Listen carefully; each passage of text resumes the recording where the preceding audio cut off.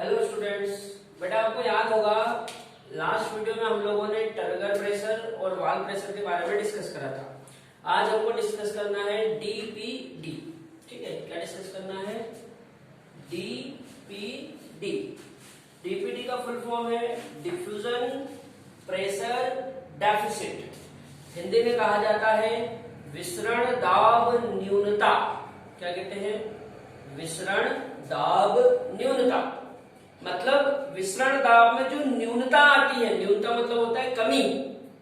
ये यहाँ पे जो डेफिसिट लिखा ना, डेफिसिट का मतलब है डिक्रीमेंट, मतलब कमी।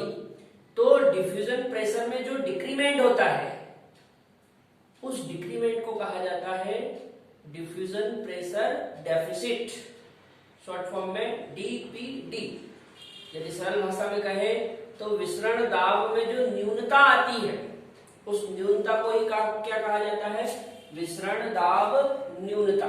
ठीक है, डेफिनेशन से समझते हैं क्या होता है। देखो, the difference between the diffusion pressure of the solution and it's pure solvent at particular temperature is called diffusion pressure deficit।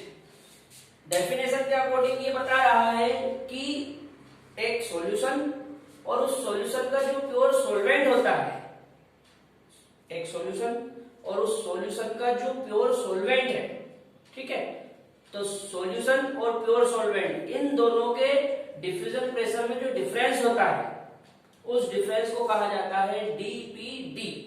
सरल भाषा में कहे तो विलयन, और उसी विलयन का जो शुद्ध विलायक है, ठीक है, इन दोनों के विसरण दाब में जो अंतर आता है उस अंतर को ही कहा जाता है डीपीडी। ठीक है, मैं आपको एक डायग्राम से समझाता हूं ना। डायग्राम से ये भी समझ में आ जाएगा और ये भी आपको समझ में आ जाएगा। आप समझ देखो, जैसे मान लो यहां पे मेरे पास एक प्योर सॉल्वेंट है, ठीक है, ये एक प्योर सॉल्वेंट। क्या है? Pure solvent. ठीक है, इस प्योर सॉल्वेंट में यदि ऊपर से सॉलिड पार्टिकल मिला दी जाए तो ये क्या बन जाएगा? सॉल्यूशन।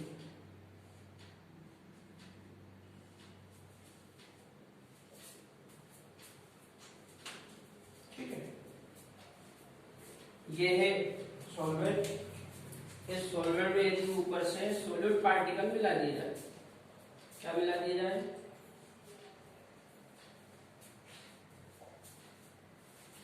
Solid particle.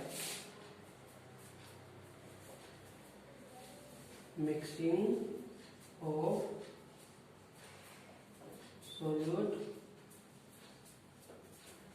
पार्टिकल। ठीक है, ये प्योर सॉल्वेंट है, मैंने प्योर सॉल्वेंट में ऊपर से सॉलिड पार्टिकल मिला दिए, तो अब ये क्या बन गया? अब ये बन गया सॉल्यूशन। ठीक है बेटा, सपोज मान लो कि ये जो प्योर सॉल्वेंट है, इस प्योर सॉल्वेंट का डिफ्यूजन प्रेशर 10 atm है।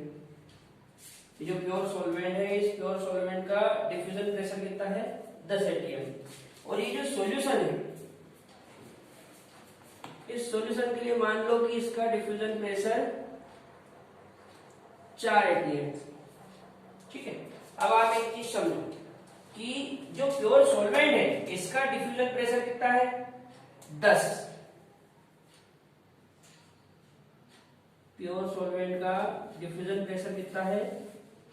10। और जो सॉल्यूशन है इसका डिफ्यूजन प्रेशर कितना है? 4। इसका मतलब ये है कि पहले 10 था, जब बाद में हमने उसमें सॉल्यूट मिलाया तो कितना हो गया? 4। मतलब कहीं ना कहीं डिफ्यूजन प्रेशर में क्या हो गया?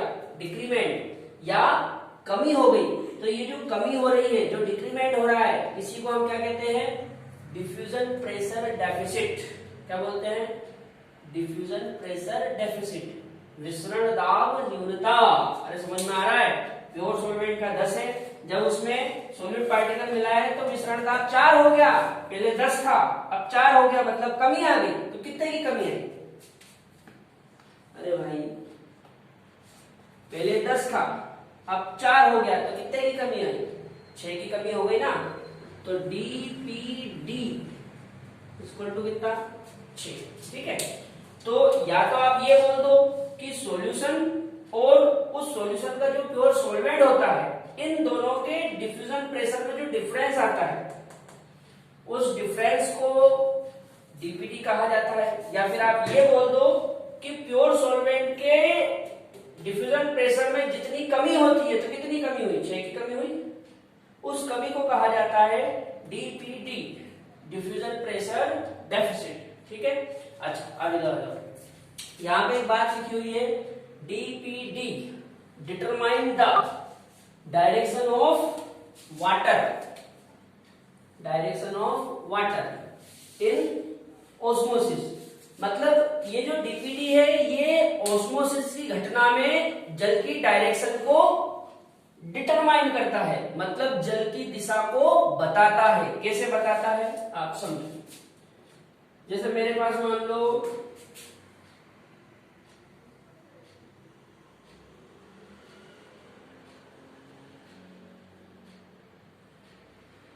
ये 2 सॉल्यूशन, ठीक है, ये 2 सॉल्यूशन, इसको मान लेते हैं ए सॉल्यूशन और इसको मान लेते हैं बी सॉल्यूशन। ठीक है, ये जो ए सॉल्यूशन है, इस ए सॉल्यूशन का डीपीडी मान लेते हैं कि 5 है, और जो बी सॉल्यूशन है, इस बी सॉल्यूशन का डीपीडी मान लेते हैं कि 10 है। अब आप बताओ ज्यादा डीपीडी किसका है? डी वाले का। तो जो जल की डायरेक्शन होगी वो ए से बी की ओर होगी। वाटर की डायरेक्शन क्या होगी? ए से बी की ओर। तो समझ में आ रही बात? यदि मैं 2 सॉल्यूशन लूं जिनमें से एक का डीपीडी 5 है और एक का डीपीडी 10 है, तो ये क्या है? ये है लो डीपीडी, और ये क्या है? High DPD. तो जल की दिशा कहां से कहां हुई? लो से हाई की ओर। ठीक है, तो वही तो लिखा है यहाँ पे कि DPD determine the direction of water in osmosis. तो ऑस्मोसिस की जो घटना होती है उसमें जो डीपीडी है वो क्या बताएगा? जल की डायरेक्शन, और जल की डायरेक्शन कहां से कहां होती है? लो डीपीडी से हाई डीपीडी की ओर। ठीक है, अच्छा एक चीज और याद रखना बेटा, ये जो डीपीडी है, डीपीडी आल्सो कॉल्ड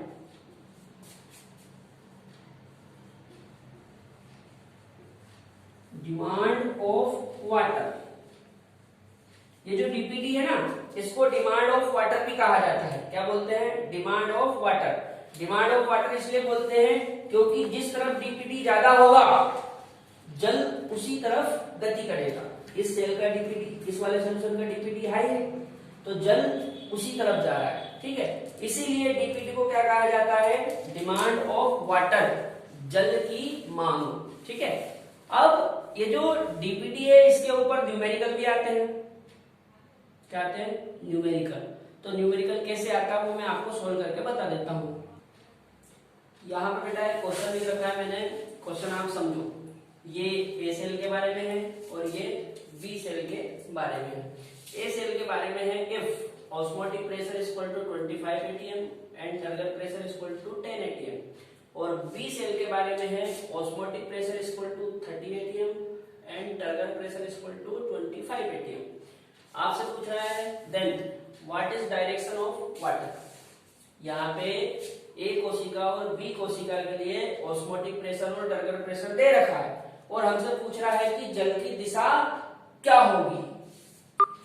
अब जल की दिशा से मतलब हमको बताना है कि जल की दिशा ए से बी की तरफ होगी या बी से ए की तरफ होगी। ठीक है, इसको अपन सोल्व करके देखते हैं। सबसे पहली चीज तो आप एक फॉर्मूला याद रखना, डीपीडी बराबर होता है ओपी माइनस टीपी। ठीक है बेटा, डीपीडी बराबर क्या होता है, ओपी माइनस टीपी। ठीक है, डीपीडी बराबर ओपी माइनस टीपी, ये ऑस्मोटिक प्रेशर और ये टर्नर प्रेशर। अब अपन ऐसा करते हैं, पहले ए सेल के लिए डीपीडी निकालते हैं। तो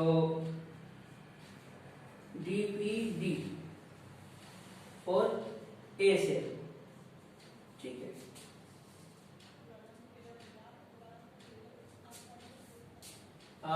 ए सेल के लिए ओपी कितना है 25, तो ये यहाँ लिख दिया 25, माइनस टीपी कितना है 10, तो ये लिख दिया 10, फाइनली कितना आएगा ये 15 atm।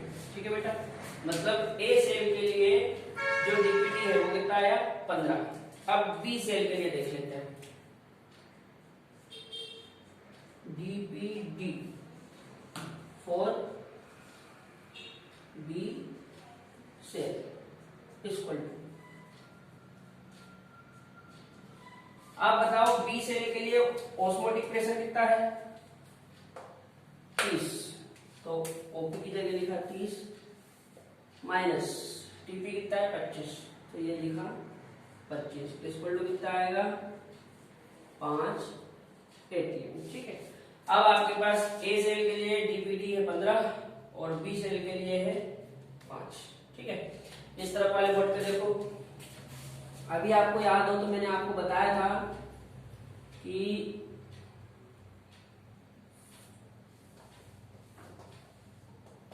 जो वाटर की डायरेक्शन होती है वो कहां से कहां होती है,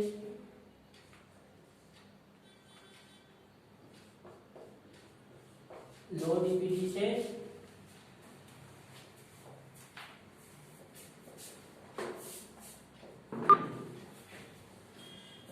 हाई डीपीडी की तरफ। ठीक है बच्चा, जो वाटर की डायरेक्शन होती है, H2O की जो डायरेक्शन होती है वो लो डीपीडी से हाई डीपीडी की ओर होती है। अब हमारा जो सवाल है उसका आंसर क्या होगा, समझो आप।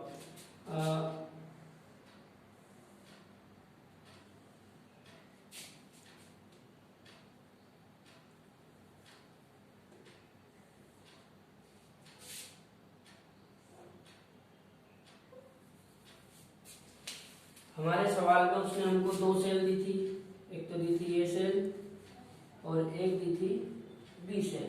आप बताओ ए सेल के लिए डीपीडी कितना निकाला हमने, ए सेल के लिए बेटा 15, बी सेल के लिए डीपीडी कितना निकाला 5।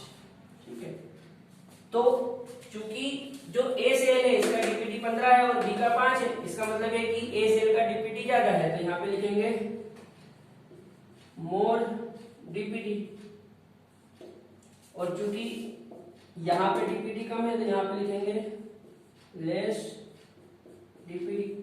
और अभी आप देखो यहाँ पे लो डीपीडी से हाई डीपीडी की ओर जल की गति होती है, तो यहाँ पे जल की गति कहां से कहां होना चाहिए, लो डीपीडी से हाई डीपीडी की ओर। इसका मतलब वाटर की मूवमेंट कहां से कहां होगी, बी से ए की ओर। जो H2O की मूवमेंट है वो कहां से कहां होगी, बी सेल से ए सेल की तरफ। ठीक है बेटा, यहाँ पे मैंने आपको डीपीडी के बारे में सारी चीजें बता दी। ठीक।